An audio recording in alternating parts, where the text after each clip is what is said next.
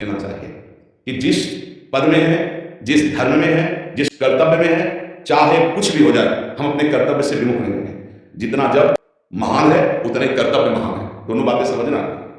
माला फेरा और इसके बाद बेईमानी, अधर्माचरण, इनका कोई नियम नहीं है कि हमें कैसे चलना है, तो वो माला काम नहीं कर पाएगा, क्योंकि उसका तभी सत्य भाव माना जाएगा माला जपला जब धर्माचरण। धर्माचरण नियम से बोले, वो बड़े कट्टर नियम वाले, उनको घूस नहीं है, आप उनको भयभीत करके नहीं काम करवा सकते, प्रलोभन में काम नहीं करा सकते। ये हमारी गृहस्थी है ना, तो गृहस्थी के पालन के लिए धन चाहिए, और धन के लिए हम धर्म को आगे रखें, धर्म को नहीं।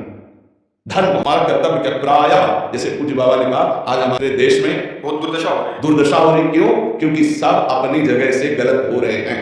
अगर अपनी जगह हम ठीक रहे तो हमारी दुर्दशा नहीं होगी, हमारा भजन कम होगा, लेकिन हम धर्म से चल रहे हैं तो हम विजयी होंगे।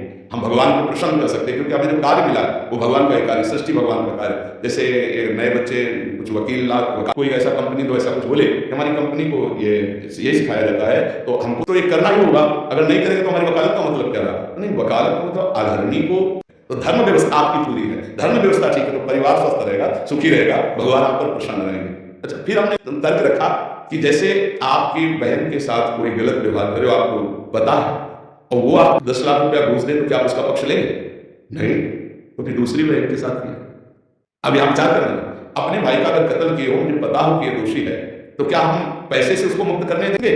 लगेगा कि जान की बाजी लगा देगा तुम्हें हम। ऐसे ही एक गरीब आदमी की किसी ने हत्या की तो आपका पक्ष बनता है, पर ये ज्ञान कहां मिलेगा?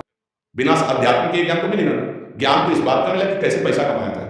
अच्छा, वो पैसा यदि अधर्म से आया तो आपकी दुर्दशा कर देगा, आपकी बुद्धि भ्रष्ट कर देगा। तो जो बाबा कह रहे हैं कि आज हमारे समाज की बड़ी दुर्दशा हो रही, उसका कारण यही है कि हमें अध्यात्म का ज्ञान नहीं, हमें धर्म का ज्ञान नहीं, और बड़ी बड़ी गलतियां हो जाती है। बिल्कुल पता है आदमी निर्दोष है, और हम धन के प्रभाव से उसको दंड दे देते हैं। वो दंड भगवान जब आपको पलट कर देंगे तो आप सह नहीं पाओगे, उसका परिणाम बहुत बुरा होगा। इसलिए समाज को चाहिए अपने अपने कर्तव्य का पालन करते हुए एक नियमावली बना ले। जैसे